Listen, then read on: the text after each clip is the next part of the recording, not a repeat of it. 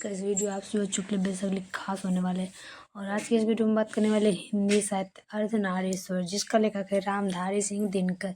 अर्धनारीश्वर का लेखक हो जाएगा रामधारी सिंह दिनकर। और इस वीडियो में हम बात करने वाले टोटल 25 प्रश्न जो आपसे बच्चों के लिए बेसिकली खास होने वाले। तो सबसे पहले मैं बता दूं मेरे प्यारे छात्र की जो भी छात्र इस चैनल पर नए हैं तो चैनल को लाइक जरूर कर दीजिएगा। अगर चैनल पर पहली बार आए तो चैनल को सब्सक्राइब करके बेल आइकन जरूर दबा दीजिएगा। और इस वीडियो के माध्यम से मेरे प्यारे छात्र आप लोग को जो भी प्रश्न या आंसर पूछना हुआ आप लोग हमें कमेंट बॉक्स में जो बता सकते हैं। तो चलिए मेरे प्यारे छात्र इस वीडियो को मैं स्टार्ट करते हैं।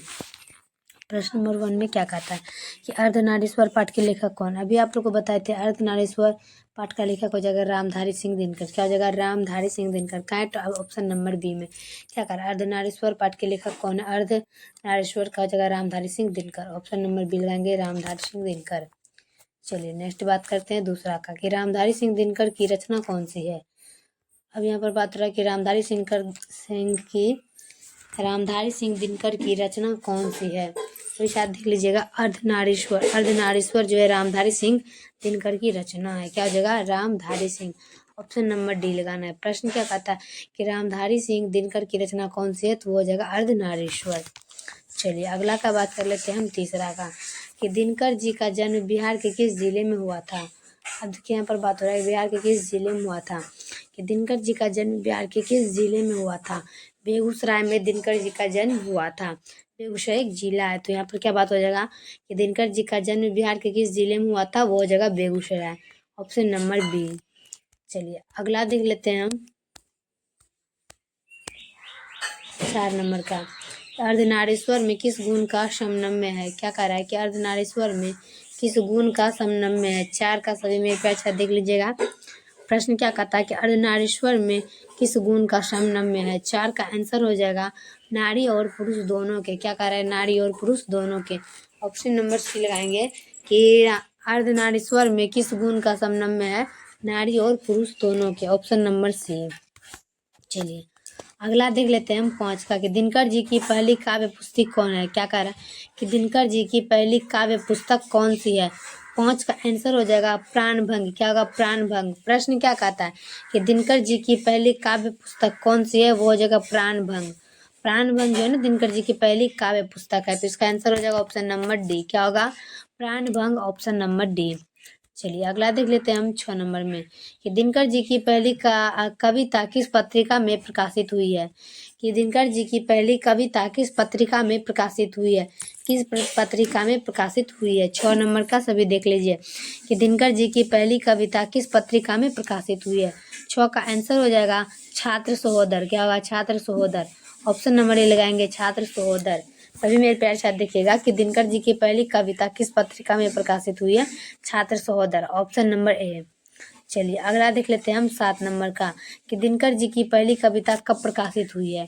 कि दिनकर जी की पहली कविता कौन सी ईस्वी में प्रकाशित हुई है।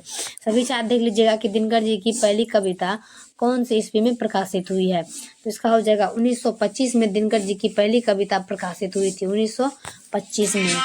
चलिए अगला देख लेते हैं क्या कह रहा है। अगला प्रश्न क्या कह रहा है 8 नंबर का। चलिए 8 नंबर देख लेते हैं कि दिनकर जी के अनुसार यदि पति विचार है तो पत्नी क्या है। क्या कह रहा है कि दिनकर जी के अनुसार यदि पति विचार है तो पत्नी क्या है। सभी छात्र देख लीजिएगा एक बार प्रश्न क्या कहता है, समझ लीजिए प्रश्न को कि दिनकर जी का क्या कह रहा है। दिनकर जी के अनुसार यदि पति विचार है तो पत्नी क्या है। अभी मेरे पास देख लीजिए एक बार खड़ा करके।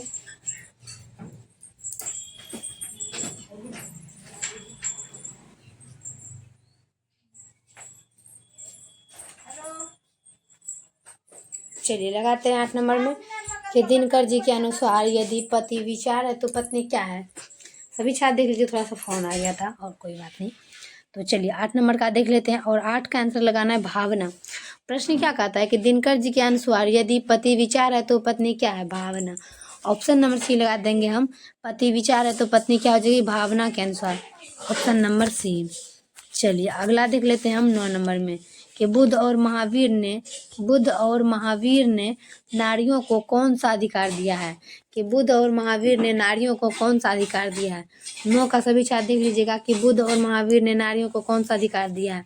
9 का हो जाएगा भिक्षुणी होने का। क्या होगा? भिक्षुणी होने का। ऑप्शन नंबर बी लगाएंगे, भिक्षुणी होने का। कि बुद्ध और महावीर ने नारियों को कौन सा अधिकार दिया है? भिक्षुणी होने का। Option number B. चलिए अगला देख लेते हैं हम 10 का। कि पुरुष जब नारी का गुण लेता है तब वह देवता बन जाता है।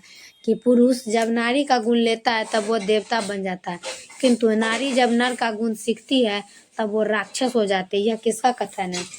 प्रश्न में देखिए लॉजिक है, क्या कर रहा है कि पुरुष जब नारी का गुण लेता है तब वह देवता बन जाता है, किंतु नारी जब नर का गुण सीखती है तब वो राक्षस हो जाती है। किसका कथन है? 10 का देख लीजिएगा, प्रेमचंद्र का। प्रश्न क्या कहता है कि पुरुष जब नारी का गुण लेता है तब वो देवता बन जाता है, और वहीं पर अगर नारी पुरुष का जब गुण सीखती है तब वो राक्षस हो जाती है। यह किसका कथन है? प्रेमचंद का। क्या हो जाएगा? प्रेमचंद। Option number C. चलिए अगला देख लेते हैं हम। अर्धनारीश्वर का किस विद्या में संबंधित है। क्या कर रहा है कि अर्धनारीश्वर किस विद्या से संबंध है। 11 का देख लेना है कि अर्धनारीश्वर किस विद्या से संबंध है। 11 का आंसर हो जाएगा एकांकी। क्या हो जाएगा? एकांकी। प्रश्न क्या कहता है? अर्धनारीश्वर का किस विद्या से संबंध है। ऑप्शन नंबर सी लगाएंगे, एकांकी। चलिए अगला देख लेते हैं हम 12 का। कि किसने अपने जीवन के अंतिम दिनों में नारीत्व की साधना की थी। क्या कह रहा है कि किसने अपने जीवन के अंतिम दिनों में नारीत्व की साधना की थी। 12 का सभी मेरे प्यारे छात्र देख लीजिएगा, और 12 का आंसर हो जाएगा गांधी जी ने। गांधी जी ने कहा था कि किसने अपने जीवन के अंतिम दिनों में नारीत्व की साधना की, वो हो जाएगा Gandhi ji. Option number D लगाएंगे, गांधी जी। चलिए अगला का बात कर लेते हैं हम 13 का। अर्धनारीश्वर शंकर और पार्वती किस प्रकार का रूप है। क्या करा? अर्धनारीश्वर शंकर और पार्वती का किस रूप का है। सभी छात्र बताएंगे कमेंट बॉक्स में कि अर्धनारीश्वर शंकर और पार्वती का किस प्रकार का रूप है। तो सभी मेरे प्यारे छात्र देखिएगा, कल्पित। क्या हो जाएगा? कल्पित। कल्पित जो है ना अर्धनारीश्वर मतलब शंकर और पार्वती का किस प्रकार का रूप है, वो हो जाएगा कल्पित। ऑप्शन नंबर बी लगाएंगे, कल्पित। चलिए अगला देख लेते हैं हम 14 नंबर का। कि प्रेमचंद के अनुसार क्या कह रहा है कि प्रेमचंद के अनुसार नारी जब पुरुष के गुण सीखती है तब वह क्या हो जाती है। क्या कह रहा है कि प्रेमचंद के अनुसार नारी जब पुरुष का गुण सीखती है तब वह क्या हो जाती है। 14 का सभी मेरे प्यारे साथ देखिएगा, और 14 का प्रश्न भी काफी महत्वपूर्ण है। प्रश्न क्या कहता है कि प्रेमचंद के अनुसार नारी जब पुरुष के गुण सीखती है तब वो क्या हो जाती है। 14 का आंसर हो जाएगा ऑप्शन नंबर डी। क्या कह रहा है? राक्षसी। क्या होगा? राक्षसी हो जाएगा। ऑप्शन नंबर डी लगाएंगे हम, राक्षसी। चलिए अगला देख लेते हैं हम 15 का। 15 में क्या कहता है कि निम्नलिखित में कौन सी रचना दिनकर जी की नहीं है। निम्नलिखित में कौन सी रचना दिनकर जी की नहीं है। तो सभी मेरे प्यारे साथ देखिएगा कि दिनकर जी की कौन सी रचना नहीं है। सभी छात्र देख लीजिएगा। 15 का आंसर लगा देना है जूठन। जूठन जो है ना दिनकर जी का लिखा हुआ नहीं है, तो इसका आंसर हो जाएगा ऑप्शन नंबर सी। उसके बाद उर्वशी, रश्मि रथी, और नीचे में क्या है 4 में कुरुक्षेत्र, ये सब दिनकर की है और जूठन दिनकर की नहीं है, तो इसका आंसर हो जाएगा ऑप्शन नंबर सी। चलिए अगला देख लेते हैं हम 16 का। कि निम्नलिखित में कौन सी रचना दिनकर जी की है। कि निम्नलिखित में कौन सी रचना दिनकर जी की है। 16 का सभी छात्र देखिएगा, और 16 का लगाना है कि परशुराम की प्रतीक्षा दिनकर जी ने लिखा है, और सदियों का संताप सब नहीं लिखा है, दरियाई घोड़ा भी नहीं लिखा है। तो निम्नलिखित में कौन सी रचना दिनकर जी की है। परशुराम की प्रतीक्षा। ऑप्शन नंबर बी लगाएंगे, परशुराम की प्रतीक्षा। चलिए अगला का बात कर लेते हैं हम 17 नंबर में। कि दिनकर को किस कृति पर भारतीय ज्ञानपीठ पुरस्कार प्राप्त हुआ था। क्या कह रहा है कि दिनकर को किस कृति पर भारतीय ज्ञानपीठ पुरस्कार प्राप्त हुआ था। 17 का आंसर हो जाएगा उर्वशी। क्या होगा? उर्वशी। प्रश्न क्या कहता है? उर्वशी जो है ऐसा ज्ञानपीठ पुरस्कार दिलवाया था दिनकर जी को। तो क्या कह रहा है कि दिनकर को किस कृति पर भारतीय ज्ञानपीठ पुरस्कार प्राप्त हुआ था, वो हो जाएगा उर्वशी। उर्वशी कविता पर दिनकर जी को ज्ञानपीठ पुरस्कार मिला था। चलिए अगला देखेंगे हम 18 का, युद्ध और शांति। क्या करा है कि युद्ध और शांति की समस्या पर लिखी गई काव्य कृति क्या है। मतलब युद्ध और समस्या पर लिखी गई काव्य कृति क्या हो जाएगा, 18 का देख लेना है। और 18 का आंसर हो जाएगा कुरुक्षेत्र। क्या होगा, कुरुक्षेत्र। प्रश्न क्या कहता है कि युद्ध और शांति की समस्या पर लिखी गई काव्य कृति क्या हो जाएगा, कुरुक्षेत्र। तो इसका आंसर होगा ऑप्शन नंबर बी, कुरुक्षेत्र। प्रश्न हमेशा समझ कर ही लगाए टिक। चलिए 19 का देख लेते हैं कि अर्धनारीश्वर कल्पित रूप है। अर्धनारीश्वर कल्पित रूप है, पीछे हम आप लोग को पढ़ाए थे कि अर्धनारीश्वर शिव और पार्वती का रूप है। क्या जगह शिव और पार्वती का रूप है। तो क्या होगा यहाँ पर, देखिए प्रश्न को कैसे उल्टा दिया कि अर्धनारीश्वर कल्पित रूप है, तो अर्धनारीश्वर शिव और पार्वती का रूप है, शिव और पार्वती का। चलिए अगला देख लेते हैं हम 20 का कि गंधारी कौन थी, गंधारी क्या थी। अभी शायद देखिएगा कि गंधारी क्या थी, गंधारी दुर्योधन की माँ थी।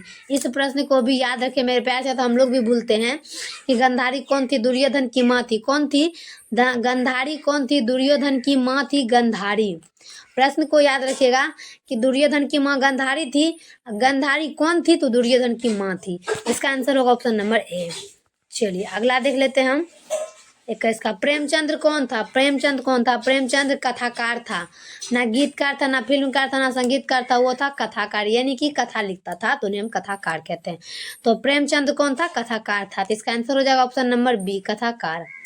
चलिए अगला देख लेंगे हम 22 का कि दिनकर का जन्म कब हुआ था। प्रश्न क्या कहता है कि दिनकर का जन्म कब हुआ था। 22 का सभी छात्र देख लीजिएगा, और 22 का आंसर होगा 23 सितंबर 1908 ईस्वी को दिनकर जी का जन्म हुआ था। क्या हुआ था, 23 सितंबर 1908 ईस्वी को दिनकर जी का जन्म हुआ था।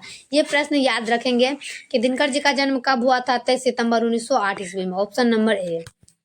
चलिए अगला देख लेते हैं हम 23 का कि दिनकर की, एक मिनट 22 था 22 का, और 23 नंबर का है कि दिनकर की किस युग के कवि हैं। दिनकर जी किस युग के कवि है, एक देख लेना है कि दिनकर जी किस युग के कवि है। छायावांतर युग। क्या होगा, छायावांतर युग। ऑप्शन नंबर सी लगाएंगे, छायावांतर युग। प्रश्न क्या कहता है कि दिनकर जी किस युग के कवि है, तो छायावांतर युग, ऑप्शन नंबर सी। चलिए अगला देख लेते हैं हम 24 का कि संस्कृति के 4 अध्याय किसकी कृति है। संस्कृति के 4 अध्याय किसकी कृति है, सभी छात्र देख लीजिएगा कि संस्कृति के 4 अध्याय किसकी कृति है। तो वो हो जाएगा रामधारी सिंह दिनकर की संस्कृत के 4 अध्याय है, उसमें जो लिखा होता है वो है रामधारी सिंह दिनकर की। क्या कह रहा है कि संस्कृत के 4 अध्याय किसकी कृति है, रामधारी सिंह दिनकर की। चलिए अगला का बात करते हैं, लास्ट प्रश्न कि कौन सी कृति रामधारी सिंह दिनकर जी ने लिखी है। क्या कर रहा है, कौन सी कृति रामधारी सिंह दिनकर की लिखी हुई है, तो हो जाएगा शुद्ध कविता की खोज। दिनकर जी ने शुद्ध कविता की खोज कृति लिखी है। क्या कह रहा है प्रश्न कि कौन सी कृति रामधारी सिंह दिनकर की लिखी हुई है, वो जगह शुद्ध कविता की खोज, ऑप्शन नंबर ए। तो फाइनली मेरे प्यारे छात्र, मेरा वीडियो कैसा लगता है कमेंट बॉक्स में जरूर बताइएगा, और जितना हो सके उतना इस प्रश्न को उन सभी विद्यार्थियों के पास पहुंचा दे जिसके पास अभी पढ़ने के लिए उतना टाइम नहीं है। तो मेरे प्यारे छात्र, वीडियो कैसा लगता है कमेंट में जरूर छापिएगा, और चैनल पर नए हैं तो चैनल को लाइक करिएगा, अगर पहली बार आए तो सब्सक्राइब करके बेल आइकन जरूर दबा दीजिएगा। और तब तक के लिए हम नेक्स्ट वीडियो में मिलते हैं। जय हिंद, जय भारत।